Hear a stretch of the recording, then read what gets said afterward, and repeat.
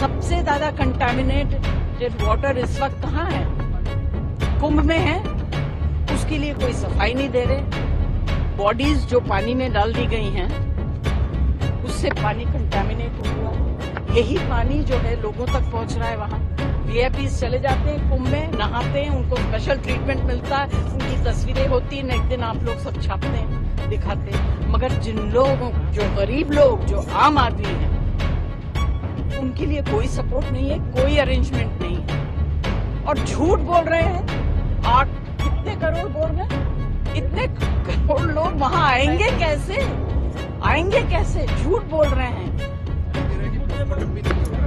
अरे बाबा, पोस्टमार्टम का सवाल नहीं है। डेड बॉडीज को उठा के पानी में डाल दिया है। पानी में डाल, कंटामिनेटेड नहीं है वो वाटर। और जल शक्ति के ऊपर हम लोग भाषण दे रहे हैं हाउस में।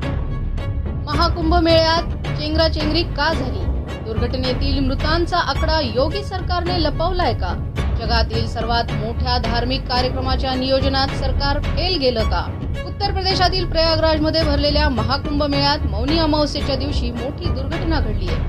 याच दुर्घटनेवरून विरोधकांनी सत्ताधारी योगी सरकारवर टीका केली आहे। ज्या भाविकांचा यात मृत्यू झाला त्यांचे मृतदेह नदीत फेकण्यात आले, ज्यामुळे नदीतील पाणी प्रदूषित झाले, असा गंभीर आरोप समाजवादी पक्षाच्या खासदार जया बच्चन यांनी केलाय। मृतदेह नदीत फेकल्याने शवविच्छेदनाचा काही प्रश्नच येत नाही।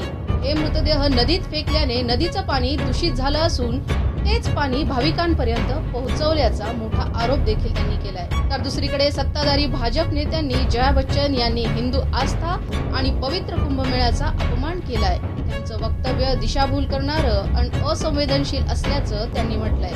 दरम्यान शनिवारी मौनी अमावस्येच्या दिवशी प्रयागराजमध्ये चेंगराचेंगरी होऊन यात 40 भाविकांचा मृत्यू झालाय, तर अजूनही शेकडो भाविक बेपत्ता असल्याचं सांगण्यात येतंय।